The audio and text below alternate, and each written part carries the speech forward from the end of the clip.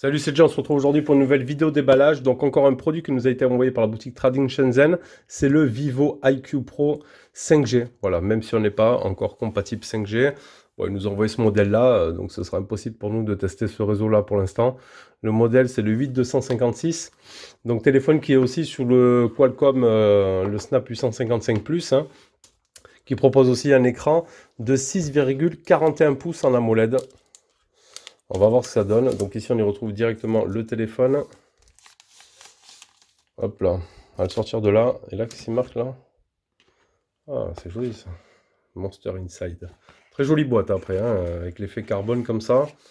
On dirait qu'on va déballer un petit bijou. Donc je vais le poser là. On se fait juste la boîte. Je l'allume. Donc celui-ci, c'est un téléphone qui nous a été prêté. Donc il a déjà fait des reviews.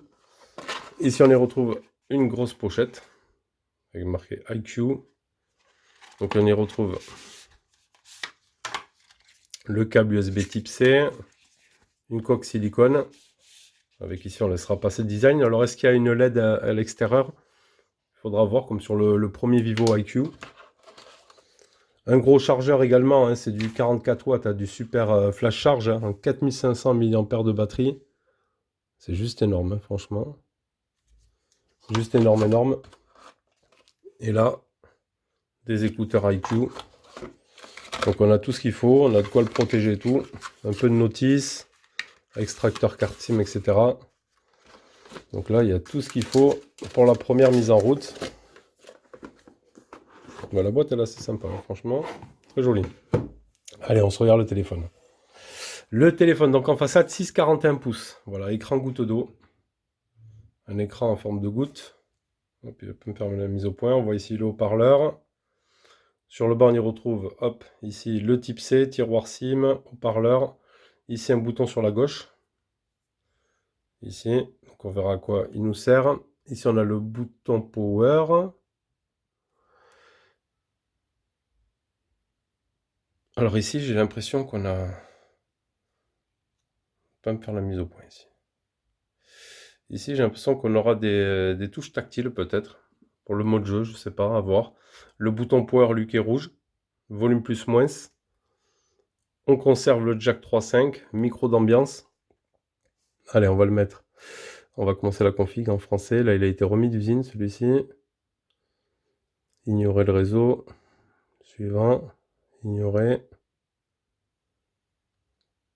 Hop, on va mettre ici ignorer, ignorer. Empreinte, oui. Alors, on va mettre l'empreinte. Motif, comme d'habitude. Tac. Alors, sur l'arrière, tant qu'on y est, on peut voir ici, laisser passer IQ, 5G, 3 modules photo. Donc, on aura là du 48 mégapixels en Sony, du IMX 582 en 1.79 d'ouverture, un 16 MP grand angle, 125 degrés, ouverture 2.2, et un 2 mégapixels pour la profondeur 2.4. Voilà, après devant, on aura du 12 MP en ouverture 2.0. Continuer. Ah, moi, il va m'ajouter le visage. On va faire le visage, ok. Commence à saisir l'empreinte. Ok. Est-ce que ça va être aussi rapide que sur le Next 3? Continuer.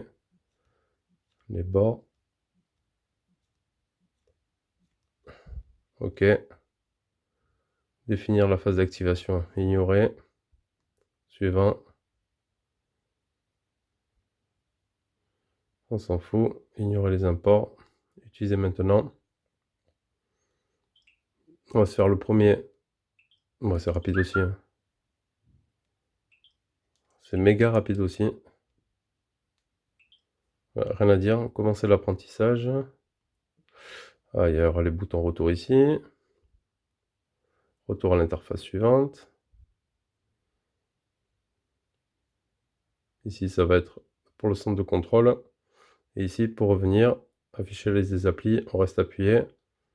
Ouais, terminer le tutoriel. Il est recommandé d'activer la reconnaissance. Mais c'est plutôt pas mal là pour voir. Donc après, on verra à quoi servent ces espèces de trucs. Je pense que c'est des boutons tactiles. On verra ce que ça donne. Hop, ça on s'en fout. On quitte. Donc après, il y a un petit peu de chinois. Hop, ici, le centre de notification. En termes de poids, là, on est sur du 215 grammes aussi. Hein. On est un peu moins poids que le Nex 3. Ouais, c'est aussi rapide, les capteurs. C'est vraiment pas mal. Le design est très beau. Donc là, je me demande si ça va s'allumer ou si la coque, on va la mettre juste là. Après, on va se faire 2-3 photos. Eh ouais. Eh ben, elle n'est pas facile à mettre.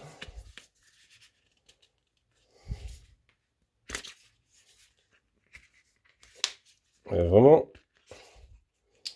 On va commencer peut-être par le bas. Ah, voilà. Ah, ben, elle prend bien. Ouais, donc là, ici aussi, on voit sur la coque avec un passage de... Je pense que ça va servir ouais, à des boutons de commande. Ah, ben, utiliser les mêmes gestes de navigation de mode paysage. Ok. Je sais pas ce que j'ai fait là. Ah ouais, ça vibre. Ouais. C'est le mode jeu. Ok. C'est pas mal, hein. Ah ouais, donc on appuie 2 fois, on rentre en mode jeu. Ah ouais, on appuie 2 fois, on rentre dans le mode jeu. Donc ça c'est plutôt pas mal, ça va faire style un petit peu à la Nubia Red Magic. Alors on va se faire 1 ou 2 photos de celui-ci. Voir ce que ça donne. Taille. Le 48 mégapixels activé. Allez, tant qu'à faire. Clac. On va se faire une petite photo de ça. Clac. On fera après le reste.